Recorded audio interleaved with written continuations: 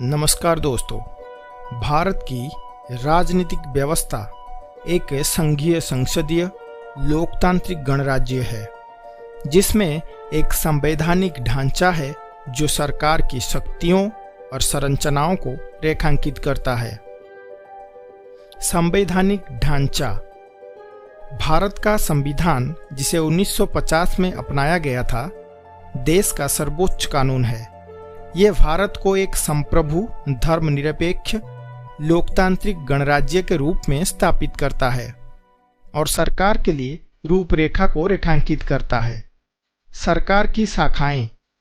विधायी, भारत की संसद में शामिल है विधायी।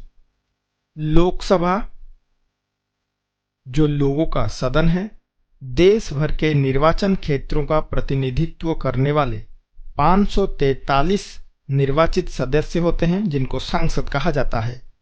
राज्यसभा यानी राज्यों की परिषद, 245 सदस्य होते हैं, जिनमें से 233 राज्य विधानसभाओं द्वारा चुने जाते हैं और 12 राष्ट्रपति द्वारा नामित होते हैं।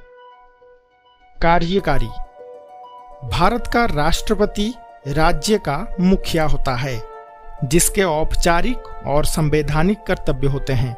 प्रधानमंत्री सरकार का मुखिया होता है, जो नीतियों और निर्णयों को क्रियान्वित करने के लिए जिम्मेदार होता है।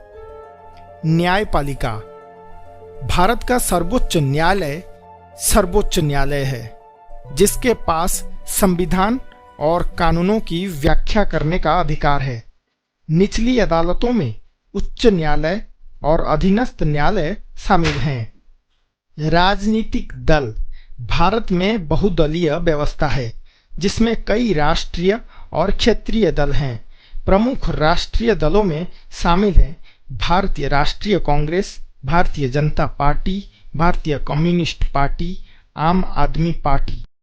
चुनाव, लोकसभा और राज्य विधानसभाओं के लिए हर 5 साल में चुनाव होते हैं। भारत का चुनाव आयोग चुनावी प्रक्रिया की देखरेख करता है। संघवाद, भारत एक संघीय राज्य है, जिसमें केंद्र सरकार और 29 राज्यों के बीच शक्ति विभाजित है। प्रत्येक राज्य की अपनी विधायिका और सरकार है। स्थानीय शासन, पंचायती राज संस्थाएं गांव, ब्लॉक और जिला स्तर पर स्थानीय शासन के लिए जिम्मेदार होते हैं। ये भारत की राजनीतिक प्रणाली का एक संक्षिप्त वीडियो है। यदि आपके पास विशिष्ट प्रश्न है या इसके बारे में अधिक जानकारी चाहते हैं तो कमेंट में बेझिझक पूछें, कमेंट करें। Thank you.